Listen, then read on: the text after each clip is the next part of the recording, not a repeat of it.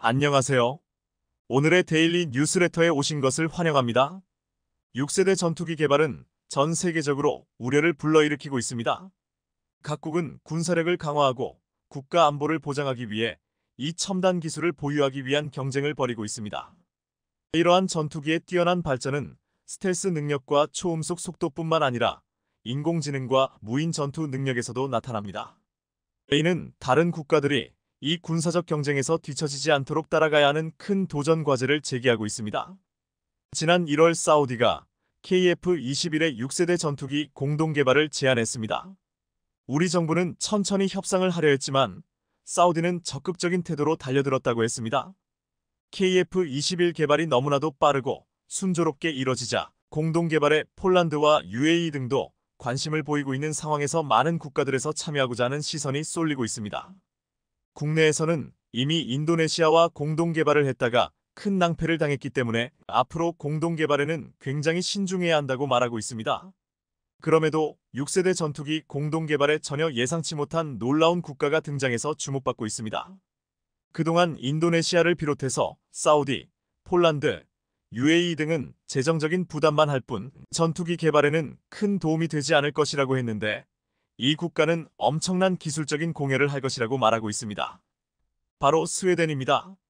미국과 러시아와 같은 방산 대국들의 틈바구니 안에서 스웨덴은 인구가 1000만 명에 불과하지만 오랫동안 독자적인 전투기를 만들어 오며 첨단 잠수함까지도 생산하고 있습니다. 스웨덴은 작은 국가이지만 전투기의 역사를 선도한 국가 중 하나로 기술적인 기반이 탄탄합니다. 스웨덴은 오랫동안 동맹 불가입 방침을 고수하면서 군수산업 육성에 주력했는데 그 결과 세계 최고 수준의 무기 수출국이 되었습니다. 스웨덴 사브가 만든 4.5세대 전투기 그리펜은 굉장한 가성비를 가지고 있고 다목적성, 완성도에서 최고라는 평가를 받고 있습니다. 브라질 공군이 36대를 도입했고 체코, 헝가리, 남아공, 태국 등이 운용하고 있습니다. 최근 필리핀도 KF-21 대신 그리펜을 선택했습니다. KF-21이 만들어질 때 전문가들은 그리펜이 최대 경쟁자가 될 것이라고 말하기도 했습니다. 그런데 이제 그리펜을 만든 스웨덴이 6세대에서는 경쟁자가 아닌 우군이 될 수도 있다는 소식이 전해진 것입니다. 유럽에서는 지금 6세대 전투기를 개발하는 두 개의 그룹이 있는데 이들 모두 스웨덴에게 들어오라고 하지만 스웨덴은 이들 그룹에 참여할 생각이 없다고 했습니다. 지난 6일 스웨덴 국방조달본부는 스웨덴 항공우주업체 사브와 차기 전투기에 대한 연구를 원점에서 새로 시작하는 계약을 체결했습니다.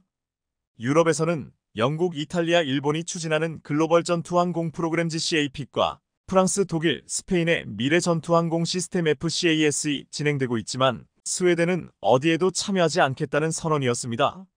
이렇게 유럽 국가들의 공동개발 구애를 뿌리친 스웨덴은 한국의 KF-21과 함께 6세대 전투기 공동개발을 노린다는 소식은 놀랍게 들렸습니다. 특히 프랑스 마크롱 대통령은 대놓고 유럽 국가들이 유럽산 무기를 써야 한다며 한국 무기 도입을 비판했는데 이번 스웨덴이 한국과 6세대 전투기 개발한다는 소식은 프랑스는 물론 6세대 전투기 개발을 하고 있는 두 개의 그룹 유럽 국가들에게는 충격적일 것이라고 했습니다. 그런데 스웨덴이 한국과 함께 하고자 하는 움직임은 갑자기 나온 것이 아니라고 했습니다. 방산 관계자들은 그동안 스웨덴과 한국은 방산에서 서로 유기적으로 협력해왔다며 서로 힘을 합친다면 엄청난 시너지를 낼 것이라고 말하고 있습니다. 지난해 11월 사브 마커스 보글정 감시정찰사업본부장 부사장은 20년 넘게 한국 방위산업과 협업한 만큼 앞으로 기술 이전을 넘어 디지털 운용 환경 등 노하우까지 공유하고 싶습니다. 라고 말했습니다. 실제로 한국과 스웨덴은 오랫동안 긴밀한 협업을 해왔는데 최근 한국 방산의 놀라운 성과의 사부는 놀라며 더 높은 신뢰를 보이고 있습니다. 마커스 보글정 부사장은 한 국내 언론사와 인터뷰에서 K방산의 혁신과 성장 속도는 세계 최고 수준이라고 극찬했습니다. 스웨덴은 내수 시장이 적고 수출 시장을 확보하기가 쉽지 않은 상황에서 한국이란 존재는 자신들이 살아남기 위해 굉장히 중요했습니다. 또한 한국은 스웨덴의 기술을 받아들여 효율적으로 무기 개발 속도를 높여왔습니다. 지난해 우리 공군은 2027년까지 하늘의 지휘소라고 불리는 공중조기경 보통제기 AWN 시사대를 추가로 도입할 계획을 발표했는데 스웨덴 사브는 K군 맞춤형 솔루션이라는 카드를 꺼내들며 글로벌아이로 도전장을 냈습니다. 그동안 사브의 글로벌아이는 커버리지 정찰 범위가 제한적이라는 단점이 있었는데 사브는 한국형 구성에선 모든 방향 360과 영역 6회공에서 정찰이 가능해 완전한 상황 인식을 제공하게 될 것이라며 한국군의 높은 요구 수준을 충족할 수 있을 것이라고 말했습니다. 또한 사브는 한화 시스템과 항공기 생존 장비에 들어가는 MAW400 센서 공급 계약을 체결하기도 했습니다. MAW400 센서는 자외선 대역에 기반한 미사일 경보 장치로 한국 공군의 C-130 수송기 개량 사업에 이용될 예정이라고 했습니다. 또한 사브는 지난해 11월 한국방위사업청과 아서 무기 대포병 레이더 시스템의 유지 보수를 위한 부품 지원 및 공급에 관한 계약을 체결했다고 밝혔습니다. 사브는 LIGNX1과 협력 생산한 대포병 탐지 레이더 아서의 기술을 이전하기도 했습니다. 사브는 스웨덴 예테보리에 있는 유지보수 부품 공급 및 후선 업무 지원팀과 협력하여 한국 사무소의 현지 지원팀과 함께 이번 과업을 수행할 예정이라고 했습니다. 지난 3월 벨기에 브뤼셀의 나토 본부에 스웨덴 국기가 개양됐습니다. 헝가리가 스웨덴의 나토 가입을 승인하면서 모든 절차가 마무리됐고 스웨덴이 정식 나토 회원국으로 신고식을 치른 것입니다. 나토 본부 앞에 서서 스웨덴 국기를 개양한 인물은 칼 요한 에드스트렘 스웨덴 군 총사령부 합동작전본부장이었는데 그는 헝가리 의회 비준을 6시간 앞두고 있던 지난달 26일 한국을 찾아왔습니다. 그가 중요한 시점에 한국에 온 이유를 스웨덴은 유럽뿐 아니라 인도, 태평양 지역의 군사 안보와도 네트워크를 구축해야 하는데 그 주요 축이 한국이라고 생각하기 때문이라고 했습니다. 그러면서 방한 중 한국군 카운터파트들을 만나면서 방위산업 관련 협의도 할 것이라고 했는데 이것이 찾아온 가장 중요한 이유처럼 보였습니다. 그는 여러 단계가 진행될 것으로 예상하는데 지금 말할 수 있는 건 그 결과 양국 간 협력은 더 강화할 것이라는 점이라며 한국의 군사 및 방산에 대한 나의 믿음은 두텁다고 말했습니다. 그는 특히 군사 레이더부터 잠수함 등 다양한 흥미로운 협력이 진행 중이라고 말했습니다. 이를 두고 일각에서는 다양하고 흥미로운 협력이라는 말에는 지금 제기되고 있는 KF-21 6세대 사업이 포함되어 있는 것이 아니냐고 말하고 있습니다. 군사 전문가들은 현재 6세대 전투기 개발은 요구 조건이 서로 다른 미공군과 해군, 그리고 중국과 러시아를 제외하고 다국적 협력 사업으로 진행되고 있다고 했습니다. 다국적 협력은 개발 비용을 나누고 수요를 합쳐 규모의 경제를 이루기 위해 할 수 있는 선택인데 인도네시아처럼 믿을 수 없는 국가가 아니라 스웨덴과 같은 국가라면 분명히 큰 시너지가 날 것이라고 했습니다. 영국과 일본 등 많은 국가들이 6세대 독자 개발을 중단했는데 이는 차세대 전투기가 요구하는 성능이 엄청나고 그에 따른 개발비가 비싸 혼자 개발하기엔 벅차기 때문이라고 했습니다. KF-21은 2040년까지 무인 편대기 등과 합동작전을 하는 유무인 복합전투 비행체계 능력을 확보해 2041년 이후 완전한 스텔스 능력을 기반 6세대 유무인 전투기로 변신하겠다는 계획을 세우고 있습니다. 처음부터 다른 방산 선진국들은 5세대, 6세대를 만들고 있는데 왜 한국은 4.5세대를 만드냐는 말이 많았지만 한국은 이미 6세대를 바라보고 빌드업을 시작한 것입니다. 그리고 일각에서는 4.5세대와 5세대까지는 독자 개발로 가도 문제가 없다고 하지만 6세대는 공동 개발로 가야 한다는 말이 나오고 있습니다. 여기에는 분담금을 내는 수준이 아니라 개발비를 포함해 기술을 가진 나라라면 큰 도움이 될 것이라고 말하고 있습니다. 스웨덴은 불과 인구 1,000만 명의 작은 나라지만 미국, 러시아 등과 대등할 정도로 전투기 개발을 해온 나라입니다. 이는 마치 지금 과거 전차 하나 없이 침범당한 약소국이었지만 이제는 전차 자주포, 전투기까지 수출하는 나라가 된 한국과 비슷하다고 했습니다. 일각에서는 한국이 4.5세대를 만들고 6세대를 만들 때까지 너무 많은 시간이 걸린다면 그 사이 이미 6세대를 시작한 중국이나 유럽의 2개 그룹에 밀리면 어떻게 하냐는 말까지 나온 바 있었습니다. 그렇게 되면 주변국 중국과 일본이 6세대 전투기를 가질 때 한국은 이에 맞설 전투기가 없을 것이라고 했습니다. 한국은 충분히 독자 개발로 지금 KF-21 개발에서 보여준 속도를 낼 것이라고 자신하는 목소리도 있지만 우려하는 목소리가 있는 것도 사실입니다. 이들의 속도를 완전히 따라잡아 버릴 것이라는 기대가 나오고 있습니다. 우리는 한국의 조선소를 방문하여 규모와 처리량에 매우 깊은 인상을 받았습니다. 서비스와 품질을 배울 수 있는 것이 많았습니다. 인력을 유치하고 유지하기 위해 조선소 주변에 생태계를 구축하는 방법이 흥미롭습니다. 확실히 우리가 거기서 얻은 교훈이 있습니다. 최근 카를로스 델 토로 미 해군 장관이 한국을 찾아온 후에 놀라운 보고서가 나왔습니다. HD 현대중공업과 하나오션 조선소를 둘러본 카를로스 델 토로 미국 해군 장관은 어안이 벙벙하다면서 선박 건조 공정의 디지털화 수준과 실시간 모니터링에 굉장히 놀랍다고 말했습니다. 델 토로 장관과 함께 한국과 일본을 모두 살펴본 톰 앤더슨 소장은 미해군 연맹 세미나에서 한국에 대해서만 놀랍다고 말했는데, 이에 대해 신뢰성 높은 보고서에서 예상 밖의 내용이 나왔습니다. 미국 헤리티지 재단 보고서는 일본을 배제한 채 미국은 군함을 생산하기 위해 한국 조선소와 라이센스 계약을 체결해야 한다라고 말한 것입니다. 그래야만 인도태평양 영내에서 중국의 군사적 역량에 밀리고 있는 미국의 현실을 개선할 수 있다며 한국과의 방산 협력 기반을 확대해야 한다고 촉구했습니다. 1973년에 설립된 미국 헤리티지 재단은 미국 공화당의 대표적인 싱크탱크로 다양한 보고서를 발간할 뿐만 아니라 미국 행정부에 강력한 영향력을 행사하고 있습니다. 헤리티지 재단은 보고서에서 미군 전반에 걸쳐 무기가 부족하다는 사실을 언급하면서 미국은 의회에서 요구하고 있는 태평양 내 필요한 군함 규모를 충족할 수 없는 상황이라고 지적했습니다.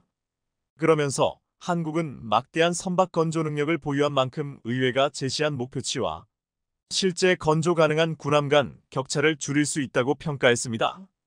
미국은 해군 장관과 실문자들이 함께 한국과 본해 조선소를 연달아 방문하며 한국과 일본 양국 모두에게 군합 발주를 할 것으로 예상했지만 보고서에는 한국 단독 독점 군함 조달 수주 내용이 적혀 있었습니다. 이 보고서를 통해서 미국에 대한 함선 공급을 한국이 할 가능성이 높아졌고, 미국 함선 독점 공급에 따라 글로벌 방산 시장에서 한국의 국제적 지위가 올라갈 것으로 예측되고 있습니다. 또한 추후 전개될 캐나다 잠수함 도입 사업 등에서 유리한 고지를 선점했다고 했습니다. 이러한 놀라운 평가는 최근 국내에서 공개된 한 영상을 통해서 더욱더 강화되고 있습니다. 이순신 장군의 탄신일인 지난 4월 28일 놀라운 영상이 공개되었습니다. 해군의 차세대 이지스 구축함인 정조대왕함이 1분에 4,500발의 목표를 정확히 때리는 실사격 장면이었습니다. 정조대왕함은 국내에서 독자 설계 건조했으며 우리 해군의 첫 8,200T급 이지스 구축함입니다. 이전까지 가장 컸던 대한민국 최초의 이지스함 세종대왕함은 7,600톤급으로 정조대왕함은 이보다 600톤이 더 크고, 무엇보다 세종대왕함은 탄도미사일 탐지 추적 능력은 있었지만 요격 미사일은 장착하지 못했는데, 정조대왕함은 최대 400km 떨어져 있는 탄도탄 등 대공 표적을 타격할 수 있습니다. 정조대왕함은 국내 최대 규모로 탄도탄 미사일까지 요격할 수 있는 현존 최강의 전투함입니다. 공중, 해상, 수중 모든 작전이 가능하고 특히 방어 능력이 뛰어나 차세대 이지스 구축함 정조대왕함은 이날 정조대왕함 실사격에서는 펠렁스 CIWS라는 이름의 기관포 형태의 근접방어 무기체계가 제대로 작동하는지 사격이 이루어졌습니다. 타깃이 틸부표가 해상에 띄워지고 적의 시스템을 교란하는 다기능 위상 배열 레이더가 초고출력 전자파를 송출해 타깃을 추적했습니다. CIWS의 총탄은 물보라를 일으키며 타깃에 정확히 명중했습니다. 적의 미사일이 각종 방어 체계를 뚫고 정조대왕함에 접근하면 첨단 레이더 시스템을 탑재한 기관포가 자동으로 미사일을 추격하며 요격하는데 이때 20탄환을 분당 4,500발의 속도로 쏟아냅니다. 이날 시험 사격에서도 분당 4,500발의 화력이 눈앞에 펼쳐졌습니다. 국내 네티즌들은 이 장면을 보고 가슴이 벅차네요. 웅장한 정조대왕함이 있어 해군은 더 든든해지겠네요. 8,200톤급 우리나라의 자존심이군요. 중형 항목까지 달려라며 감격해했습니다. 그동안 세종대왕급 이지스함이 있었지만 미국, 일본 이지스함보다 뒤처진다면서 성능 개량된 차세대 이지스 구축함 도입이 필요하다는 소리가 커졌습니다. 그래서 시작된 사업이 광개토 3배치1호 세종대왕급 이지스 구축 한 배치 1보다 성능이 좋아진 한국형 구축함 3단계 두 번째 건조 사업을 추진했습니다. HD 현대중공업은 차세대 이지스 구축함 광개토 3배치 2 시리즈의 첫 번째 함정인 정조대왕함에 이어 이번함 건조를 본격화했는데 정조대왕함은 올해 하반기 해군 인도를 앞두고 있으며 이번함은 지난 12일 기공식을 가졌고 3번함은 올해 말 착공할 예정입니다. 이렇게 3대의 정조대왕 함급 차세대 이지스 구축함이 빠르게 건조되어 실전 배치를 눈앞에 두고 있습니다. 전 세계에서 이렇게 빠른 시간 내에 8,200톤급 이지스함을 3대나 만들 수 있는 나라는 한국밖에 없을 것이라고 했습니다. 이것이 바로 한국 조선소의 놀라운 생산 능력을 단적으로 보여주며 왜 미국이 일본도 아닌 한국에게만 미 군함 생산을 맡기려 하는지를 알 수 있다고 했습니다. 최근 일본에서는 무려 145년이나 된 스미토모 중공업의 조선소가 문을 닫는다고 보도되었습니다. 일본 조선업체들은 향후 몇 년간 인도될 선박 주물량을 장악하고 있는 중국과 한국 조선소들과 치열한 경쟁을 벌이고 있습니다. 철강을 비롯한 기자재 가격 상승, 선박 가격의 급격한 변동, 수급 격차 확대에 따른 해외 업체와의 치열한 경쟁에 밀려 스미토모는 성명을 통해 2024회 기연도부터 일반 상선에 대한 신규 주문을 받지 않기로 결정했다고 밝혔습니다. 지금 일본 조선업은 버티고 있지만 이렇게 전통 있는 조선소가 문을 닫는 것이 일본 조선업의 현실입니다. 지난해 8월 미 해군 델토로 장관은 치열한 전략적 경쟁 시대에 새로운 해양국가 통치가 승리할 것이라고 말하면서 동아시아 방문 중 발표된 해군 성명서를 통해 중국이 전 세계 조선업 지배력을 공격적으로 추구하고 있기 때문에 한국 조선업은 미국의 자산이라고 밝혔습니다. 이어 현재 운영 중인 조선소 외에도 대부분 온전하고 휴면 중인 옛 조선소 부지가 전국에 많이 있다고 덧붙이며 미국은 군용 및 상업용 선박을 생산하기 위해 재개발될 준비가 되어 있다고 말했습니다. 이것은 한국의 조선사가 미국에 와서 군함을 만들어달라는 말처럼 들렸습니다. 미국이 이렇게 급히 한국에게 군함 생산을 맡기려고 하는 이유는 중국이 실제로 대만을 침공을 준비하고 있다는 수많은 경고 신호가 포착되고 있기 때문입니다. 미국의 외교 및 군사 전문가들은 중국의 대만 침공 조짐이 점차 확실해지고 있다고 판단하고 있는데 특히 중국이 대만 주변에서 벌어지고 있는 군사력 증강이 2022년 러시아가 우크라이나를 침공하기 전 상황과 비슷하다고 지적하고 있습니다. 전미 인도태평양 사령부 정보국장이었던 마이크 스투드먼은 군사 전문지인 위온 더 락스워 안더 라크스의 기고한 글에 시진핑 총서기가 대결을 준비하고 있음을 분명히 보여주고 있다. 현 상황을 볼 때 대만이 아마도 2020년대 후반 또는 2030년대 전반에 생존 위기에 직면할 것임을 시사한다라고 지적했습니다. 그런데 지난해 말 미국이 방위 산업을 포함한 제조업 기반 붕괴로 인해 중국과 전쟁이 벌어질 경우 장기적으로 미국이 중국에 밀릴 수 있다는 분석이 나왔습니다. 미국 일간지 월스트리트 저널 WSJ에 따르면 미국 싱크탱크 전략국제문제연구소 CSIS는 미국과 중국이 대만을 사이에 두고 전쟁을 벌이는 상황을 시뮬레이션한 결과 미국이 대만의 자유를 지켜내겠지만 엄청난 비용이 들 것으로 예상했습니다. 미국은 항공모함 2척과 구축함 순양함 등 최대 20척을 잃고 중국은 주요 군함 50척 이상을 잃을 것으로 분석됐습니다. 당장은 무승부일지 모르나 오래 지나지 않아 중국의 승리로 끝나게 될 것이라고 전문가들은 예측했는데 그 이유는 중국이 미국보다 빠르게 새 군함을 지어낼 것이기 때문이라고 했습니다. 미 의회 예신국 CBO 에릭 랩스 해군 분석가에 따르면 중국은 지난 2년간 미국이 6년 걸려 만들어낸 양에 해당하는 17척의 구축함과 순양함을 만들어냈다고 했습니다. 랩스는 산업 경쟁력과 배 구축에 있어서 현재 중국은 2차 대전 초기에 미국과 같은 위치에 올라와 있다며 그에 반해 현재 미국에는 많은 숫자의 군함을 빠르게 만들어낼 산업적 역량이 없다라고 말했습니다. 중국이 빠르게 군함을 만들수록 대만은 물론 미국은 지금 조급한 상황에 내몰리고 있습니다. 지금 빠르게 미국의 군함을 만들어줄 수 있는 나라는 놀랍게도 한국밖에 없습니다. 현존하는 최강의 이지스함이 대한민국에 있습니다. 바로 정조대왕함입니다. 정조대왕함은 국내에서 독자 설계 건조했으며 우리 해군의 첫 8200T급 이지스 구축함으로 한국이 추진 중인 66기동함대의 핵심 축으로 국내외에서 비상한 관심을 불러 모았는데요. 이런 분위기 속에서 최근 정조대왕함의 실무장 사격 능력이 공개되자 상상 그 이상의 성능에 중국과 일본의 군 고위 관계자들이 긴장한 모습이 역력했습니다.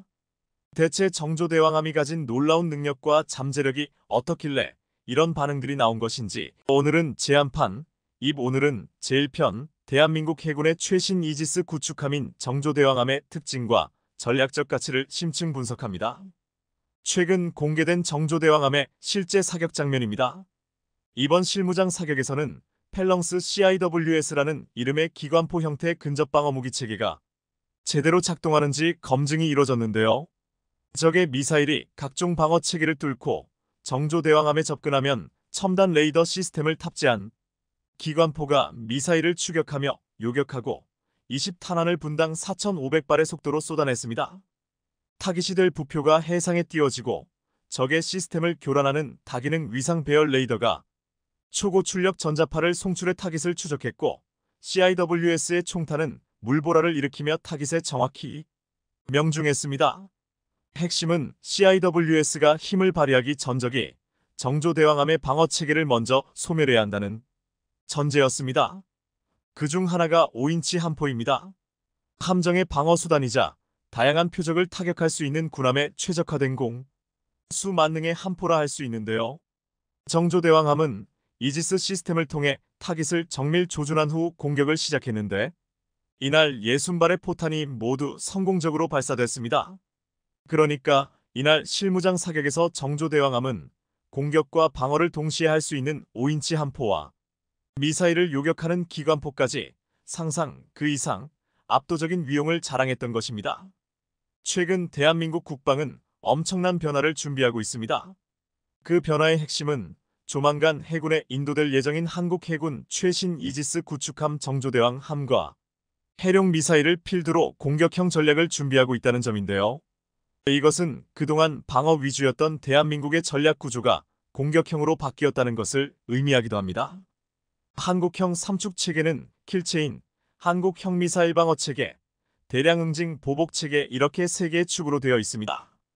첫째, 킬체인은 대한민국 국토가 적성국들에 의해 공격을 당할 경우 피해가 너무도 크기 때문에 명백한 징후가 보이면 선제 타격을 가하는 경우를 말합니다. 두 번째, 한국형 미사일 방어 체계는 킬체인이 실패로 돌아갈 경우 적의 보복에 대한 대응으로 미사일 등 원거리 대량 살상무기 위협을 탐지하고 요격하는 체계를 말합니다. 대한민국과 같은 다층 방어 체계를 갖추고 있는 나라는 현재 전 세계에서 미국, 러시아, 중국, 이스라엘 정도뿐입니다. 심지어 아시아권에서는 중국을 제외하면 친서방 국가 중 한국이 유일합니다. 일본도 사실상 미국의 방어체계에 편입되어 있어 자체적인 방어체계를 갖추지 못하고 있는 실정입니다.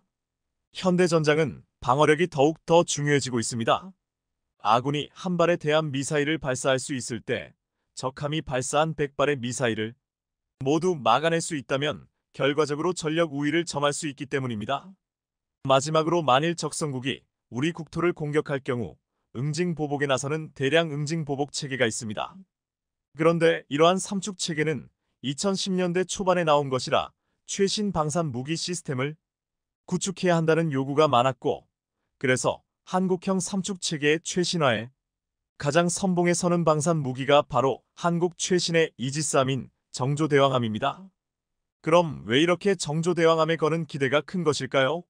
그동안 우리 해군은 탄도미사일의 탐지와 추적만 가능했습니다. 하지만 정조대왕함에 요격용 미사일이 탑재되면서 위상이 달라졌습니다. 신의 방패라고 불리는 이지스함인 정조대왕함은 적에게 발각되지 않으면서 적보다 적을 먼저 발견하고 선제 타격 후 섬멸하기 위해 만들어진 전투함정입니다. 그동안 세종대왕함은 대한민국이 보유한 최초의 이지스함이었습니다. 그런데 세종대왕함을 구매할 당시 한국은 원가 절감을 위해 미국, 일본과 공동구매를 했고 4천억 원가량을 절감할 수 있었습니다. 하지만 당시 미국 방어체계에 한국이 참여하지 않는다고 중국을 안심시켜야 하는 국제 정세상 탄도미사일 방어 시스템을 추가하지 않았고 그래서 세종대왕함에는 탄도미사일 방어 시스템이 더구나 북한의 탄도미사일 개발이 우리의 심기를 건드리기 시작했고 한국도 탄도미사일 요격체계가 필요해졌습니다. 정조대왕함은 전장 170M, 전폭 21.4M, 경하 배수량은 8,200톤입니다. 정조대왕함이 중요한 이유를 좀 더 깊숙이 분석해보면 첫째, 탄도미사일 요격 5.1 체계가 구축되어 있어 SM-3, SM-6도 요격할 수 있는 체계가 가능해졌다는 점입니다. 정조대왕함의 이지스 시스템은 동시에 24개의 표적과 동시에 교전할 수 있는 방어 능력을 가지고 있습니다. 현재 이지스 시스템은 미국과 한국을 제외하면 일본, 스페인, 노르웨이, 호주만이 운용할 수 있으며 이지스 시스템의 탑재 유무가 곧 구축함의 전투 역량을 가늠하는 기준이 될 정도로 구축함의 핵심 전력입니다. 이지스 시스템이 제 성능을 발휘하려면 고성능 레이더가 있어야 하는데요. 정조대왕함은 베이스라인 9.0을 탑재하고 ANSPY-1DV 다기능 위상 배열 레이더를 통해 최대 1800km 이내에 1800개 표적을 동시에 탐지할 수 있습니다. 쉽게 말해 제주해군 기지에 정박한 정조대왕함 한 척이 홍콩의 표적을 탐지할 수 있다는 이야기입니다. 사실상 중국 전역이 정조대왕함의 레이더 안에 있다고 볼 수 있습니다. 그래서 우리 해군의 이지스함이 북한의 천리마 일형이 탐지 범위를 벗어날 때까지 이를 추적할 수 있었던 것입니다.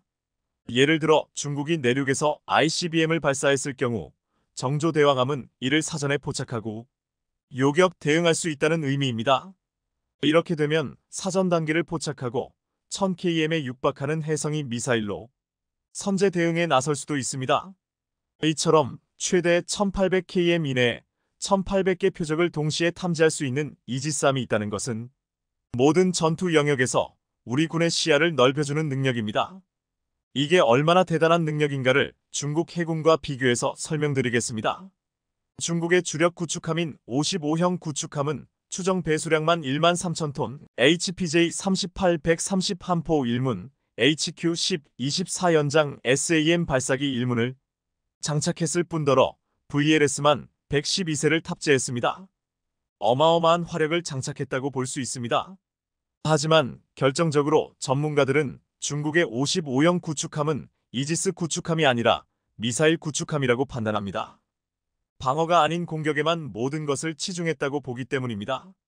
실제로 중국 55형 구축함의 346B형 레이더의 탐지 범위는 450km 내외일 것이라고 추측하고 있습니다. 중국은 이를 두고 346B형 레이더 4개를 운용하는 쿼드러플 능동 위상 레이더라고 홍보하고 있지만 전문가들은 중국이 이지스 시스템을 탑재하지 못하고 있는 이유는 소프트웨어 성능 때문이라고 보고 있습니다. 그 결과 중국의 55형 구축함이 VLS를 무려 112셀이나 탑재하고도 전투 범위가 정조대왕함의 14에 불과하게 되었다는 것입니다. 둘째, 정조대왕함에는 병력 감소에 대비해 고도화된 자동화 체계가 갖추어져 있습니다.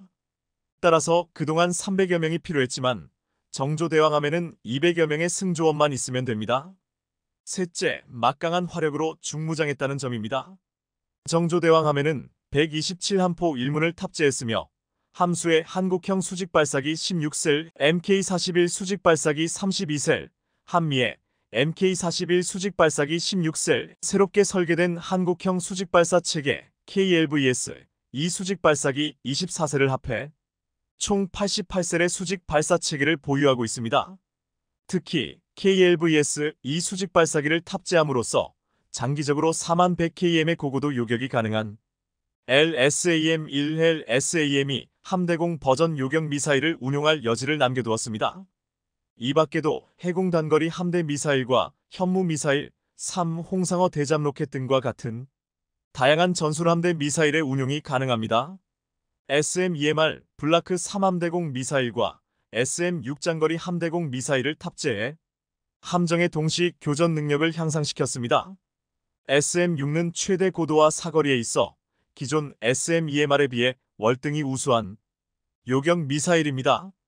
SM-2 미사일이 24km 이내의 탄도미사일만 요격할 수 있었던 것에 비하면 정조대왕함은 이제 1534km 고고도 직전 탄도미사일까지 요격할 수 있게 된 것입니다. 더구나 기존의 요격 미사일은 함선의 유도빔 조사기로 조준해 요격하는 시스템이라 수평선 밖의 타겟은 조준할 수 없었고 유도빔 조사기보다 많은 수의 타겟은 조준할 수 없었습니다. 하지만 정조대왕함이 탑재한 SM-6 미사일은 능동 레이저 유도 ARH 방식을 사용해 많은 수의 타겟을 조준할 수 있습니다. 이뿐만이 아닙니다. 정조대왕함 안에는 대한민국이 자체 개발한 대한미사일 해성2와 함대지 순항 미사일 해룡이 탑재됩니다. 함대지 미사일인 해룡에는 3탄형 탄두가 들어있는데요. 탄두에 수백 개의 자탄이 들어있어 축구장 2개 규모의 면적을 한 번에 초토화시킬 수 있습니다. 또한 해룡 미사일은 GPS 유도 방식을 채택해 기존의 미사일보다 더 똑똑해졌는데요. 임무 계획을 실시간으로 생성해 처리하는 기능을 구현해 시시각각 변하는 현장에 이동하는 목표물을 실시간 파악 후 공격하는 데 효과적입니다. 현재 군사기술의 전반적인 수준이 높아지고 상향 평준화된 지금도 이지스 구축함을 자력으로 건조할 수 있는 나라는 미국과 한국, 일본 정도에 불과합니다. 한국의 능력이 얼마나 대단한가를 알 수 있는 대목입니다. 단순히 배를 건조하는 능력이 뛰어난 것만 가지고는 절대 이지스 구축함과 같은 고난도 구축함을 그만큼 현재 대한민국이 대지대함, 대공대잠 등 전 영역을 아우르는 무기체계와 이를 운영하기 위한 전투체계를 통합하는 능력이 발군이라는 이야기입니다. 한국이 이처럼 모든 영역을 아우르는 발군의 능력을 갖게 된 것은 세종대왕함을 건조할 시 미국으로부터 이지스 시스템을 도입하면서 거기에 만족하는 데 그친 것이 아니라 이지스 시스템을 자체적인 함정 플랫폼에 통합하는 노력, 즉 국산화하려는 노력을 멈추지 않았기 때문입니다. 덕분에 현재 대한민국은 국산 무장과 국산 레이더로도 이지스 시스템의 역량을 끌어올릴 수 있었고 이지스 구축함 독자 설계 기술을 보유한 국가가 되었던 것입니다. 한편 HD 현대중공업은 차세대 이지스 구축함 광개토 3배치 시리즈의 첫 번째 함정인 정조대왕함을 올해 하반기에 해군 인도할 예정이며 이미 이번함 건조를 본격화했습니다. 이번함은 지난 12일 기공식을 가졌고 3번함은 올해 말 착공할 예정입니다. 이들이 전력화되면 탄도미사일 탐지, 추적, 요격을 포함하여 다양한 위협에 대응할 수 있어 한국형 미사일 방어 체계 KAMD의 핵심 해상 전력이 될 것으로 기대됩니다. 대한민국이 인공태양에 접근할 수 있는 기술력을 가진 국가라는 것을 아는 사람들은 많지 않습니다. 빛과 열에너지를 지구와 인류에게 주는데 태양은 초당 6억 T의 수소를 태우며 핵융합 반응을 통해 빛과 열에너지를 지구와 인류에게 주는데요. 일지의 수소로 석유 8T에 달하는 에너지를 얻을 수 있다는 인공태양 발전의 핵심 또한 핵융합으로 이 기술을 주도하는 국가는 바로 대한민국입니다. 대한민국 핵융합 기술의 뿌리는 대전 핵융합에너지연구원 KFE에 있는 KSTAR에서 찾을 수 있습니다. 핵융합 반응을 얻으려면 1억도 이상의 초고온 플라스마를 안정적으로 유지해야 하는데요. KSTAR은 2018년 1억도 이상 초고온 플라스마를 1.5초간 유지하는 성과를 거둔 것에 이어 얼마 전 그 시간을 48초까지 유지해 세계 최장 기록을 세웠습니다. 이는 세계 최고 기록으로 인공태양 실현에 한 발짝 더 다가섰다고 볼 수 있습니다. 그렇다면 다른 선진국들은 어떨까요?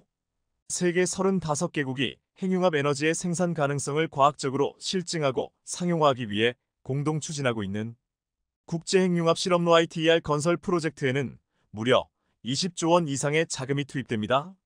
국제핵융합 실험로는 프랑스 남부 카다라슈 지역에 건설 중으로 2035년이면 본격적인 핵융합 반응을 실험한 뒤 주요국들이 핵융합 실증로 도입에 착수할 것으로 예상됩니다. 미국은 이미 1950년대부터 관련 연구가 시작돼 2022년 12월 수소 투입량보다 많은 에너지 생산에 성공했습니다. 중국도 플라스마 전자 온도를 1억도까지 달성하는 기술 개발 성과를 거뒀고 일본은 지난해 5월 민관연합으로 스타트업에 1,000억 원을 출자하는 형태로 인공태양 기술 선점에 나섰습니다. 구글, 마이크로소프트 등 민간 부문 주도로 핵융합 스타트업이 43개로 늘어나는 공격적인 투자도 간과할 수 없습니다. 한국도 전남도와 나주시에서 핵융합 기술을 확보하려는 세계 각국의 기조에 대응해 2022년부터 핵융합 8대 핵심 기술 중 하나인 초전도 도체 시험 설비 구축 사업을 선점하고 세계 최고 수준의 에너지 분야 연구 중심 대학인 한국에너지공과대학교 주도로 사업을 추진 중입니다. 특히 한국은 1970년대 석유 파동부터 최근 러시아 우크라이나 전쟁으로 인한 에너지 대란을 겪으면서 에너지 자원 혹은 원천 기술을 확보하지 못하면 국가 안보마저 흔들릴 수 있다는 사실을 뼈저리게 느껴왔는데요. 이 때문에 에너지 원천 기술 확보를 위한 연구시설 확충 역시 피할 수 없는 일입니다. 그렇다면 세계는 왜 이렇게 인공태양 개발에 많은 돈을 투자하는 것일까요? 인공태양은 연료인 중수소와 리튬을 바닷물에서 쉽게 얻을 수 있고 탄소 배출도 없는 무한 청정에너지 발전 장치이기 때문입니다. 또 외부로부터 연료 공급이 중단되면 가동이 즉시 멈춰 안전성도 뛰어나기 때문에 에너지 패권 경쟁에서 뒤처져서는 안 될 핵심 기술로 평가받고 있습니다. 최근 한국 연구진이 개발한 핵융합 연구장치인 KST-AR-K스타가 1억도 초고온을 48초간 유지하는 데 성공해 한국이 인공태양 강국임을 또 한 번 입증했는데요. 이 기록은 KST-AR가 갖고 있던 종전 세계 기록 30초를 자체 경신한 것입니다. 핵융합 반응이 일어나려면 1억도 이상 초고온 상태의 플라스마가 필요합니다. 태양은 자체 질량과 중력으로 초고온 플라스마 상태를 스스로 만들지만 지구에서는 1억도의 초고온 플라스마를 인위적으로 만들어야 합니다. 한국 연구진이 개발한 KST-AR는 이런 플라스마를 만들어내는 핵융합 실험 시설입니다. 한국은 KST-AR을 2007년 완공한 이후 괄목할 만한 성과를 내왔는데 가장 최근인 지난달 48초를 유지하는 데 성공한 것입니다. 한국 연구진은 2026년까지 1억도 초고온을 300초간 운전하는 것이 목표로 하고 있는데요. 이 정도 시간을 유지하면 핵융합으로 실제 발전소를 돌리기 위한 기본 조건을 만들 수 있게 됩니다. 또한 인공태양 분야에서 빠질 수 없는 것이 바로 수소 관련 기술입니다. 한국은 이 수소 관련 기술 강국이기도 한데요. 그런데 최근 한국의 기술이 만개할 수 있는 놀라운 소식이 전해졌습니다. 최근 땅속에서 엄청난 양의 천연수소가 발견되면서 전 세계의 에너지 패러다임이 변화하고 있습니다. 그리고 이 과정에서 한국이 중추적인 역할을 하게 될 가능성이 한층 높아졌습니다. 그리고 이 과정에 제한다이 통추적인 보고 계신 모습은 알바니아 북동부 불키저 지역 크롬 광산의 갱도 950m 아래 위치한 물웅덩이입니다. 프랑스 로랑 트루시의 연구팀은 이곳에서 거품이 일며 수소가스를 뿜어내는 물웅덩이, 즉 천연수소 대량 매장지를 찾아내 세계를 놀라게 했습니다. 연구팀이 이 물웅덩이에서 방출되는 수소가스를 종합한 결과 불키저 크롬 광산에서 뿜어져 나오는 수소가스는 한 해 최소 200톤이 넘으며 순도 84%에 이른다는 분석이 나왔습니다. 이는 몸체 길이 245m의 세계 최대 비행선 힌덴부르크 10대를 채우고도 남을 양으로 지금까지 오피올라이트 지대에서 발견된 천연수소샘들과 비교했을 때 1000배 많은 양입니다. 이번에 연구팀이 발견한 천연수소샘이 위치한 광산은 수천만 년 전 아프리카 지각판과 유럽 지각판이 충돌해 생성된 오피올라이트 지대인데요. 알바니아 천연수소샘의 발견으로 앞으로 이와 유사한 오피올라이트 지대를 중심으로 천연수소를 탐사하려는 시도가 늘어날 것으로 보입니다. 그렇다면 천연수소의 발견을 왜 이렇게 중요시하는 것일까요? 그것은 땅속에서 천연수소를 추출하게 되면 온실가스인 이산화탄소를 배출하는 환경 부담이나 그린 수소를 만들 때의 비용 부담을 크게 덜 수 있기 때문입니다. 즉, 앞으로 기술만 있다면 수소가 석유를 대체할 수 있을 정도의 강력한 에너지 자원이 될 수 있기 때문입니다. 이런 점에서 천연수소를 골드수소라고 부르기도 합니다. 그럼 지금은 수소를 어떻게 만들고 있을까요? 천연가스의 계질 반응으로 만들거나 전해조라는 설비를 이용해 물을 전기분해하는 방법을 사용하고 있습니다. 하지만 천연가스의 계질 반응로 만드는 것은 생산비가 저렴하지만 더럽고 전해조라는 설비를 이용해 그린 수소를 만드는 방법은 깨끗하지만 너무 비싼 게 문제였습니다. 그런데 이번에 알바니아 물웅덩이에서 발견된 천연수소, 즉 지하 저장고에서 수소를 뽑아내기만 하면 된다면 어떻게 될까요? 경제성을 따질 때 기준선이 되는 생산비 kg당 $1 이하를 달성할 수 있으면서도 생산 과정에서 탄소 배출이 제로 수준입니다. 수소 시대로 가는 데 있어 큰 걸림돌이었던 수소 생산 문제가 단번에 해결됩니다. 그래서 이렇게 알바니아 천연수소샘에 세계가 주목하는 것입니다. 아예 콜로라도 광산학교의 맹글리 장 교수는 골드 수소의 골드러시가 오고 있다고 말했습니다. 특히 전문가들이 천연수소를 주목하는 이유는 석유와 가스가 나지 않는 곳에 위치해 있기 때문에 지금까지의 석유 중심의 지정학을 뒤흔들어 놓을 수 있기 때문입니다. 이미 전 세계 수소에너지 수요는 연간 1억 톤 규모에 이르며 이에 전 세계 국가들은 발빠르게 천연수소 탐사에 나서고 있는데요. 지난 2019년 미국 천연수소에너지는 네브래스카주와 캔자스주의 천연수소 탐사 시추공을 이미 뚫은 바 있습니다. 전 세계 지하에는 최대 5조 T의 수소가 존재한다고 하는데요. 이 중 몇 퍼센트만 회수하면 연간 5억 T에 달하는 모든 예상 수요를 수백 년 동안 공급할 수 있습니다. 다들 찾고 싶어하는 천연수소의 사우디아라비아는 과연 어디가 될지 수소 골드러시가 시작된 가운데 한국에서도 한국석유공사가 지하에 부존된 수소 탐사를 목표로 다양한 토양가스를 측정하고 관련 기술에 대한 특허를 출원했습니다. 한국석유공사가 특허 출원한 자연수소 탐침 장치는 토양에 장치를 삽입해 지하에서 발생하는 수소 기체를 측정하는 것으로 별도 필터와 배수 시스템을 이용해 토양 수소 측정에 가장 큰 제약 요인인 물에 의한 영향을 최소화한 것이 특징입니다. 이 기술을 통해 석유공사는 앞으로 주도적으로 유망 지역 발굴과 중장기 분석을 실시할 계획입니다. 뚜렷한 가슴을 갖고 있으리 이처럼 한국이 인공태양과 천연수소 탐사 등에서 뚜렷한 기술을 갖고 있음이 드러나자 최근 한국과 불편한 관계를 언급하던 러시아까지도 차세대 에너지 분야에서 한국에 손을 내밀었습니다. 한국의 핵융합 실험을 제안한 것입니다. 이것은 앞으로 에너지 대변환에서 한국의 기술력이 경쟁력을 가졌다는 것을 입증한 것인데요. 최근 타스통신은 러시아가 국제 공동과학 프로젝트인 국제핵융합 실험로 ITER 관련 재료를 실험하기 위해 조만간 한국과 논의할 예정이라고 보도해 눈길을 끌었습니다. 국제핵융합 실험로의 핵융합로, 가장 안쪽 벽인 제1벽에 쓰일 혁신적 물질 실험에 한국 전문가들과 논의할 계획이라고 밝혔습니다. 이어 러시아에서 실험을 마친 뒤 다음 단계 실험을 한국에서 하는 방안이 협의될 것이라고 덧붙였습니다. 이는 상당한 의미를 갖게 됩니다. 러시아에서 1차 실험을 통해 검증을 마친 다음 실제 개발과 양산 관련된 기술은 한국과 협업이 필요하다는 것을 러시아 측에서 인정한 것이기 때문입니다. 러시아는 과거 축적한 우주와 핵 관련 최첨단 원천 기술을 가지고 있습니다. 하지만 이를 양산, 개발하는 역량은 매우 부족합니다.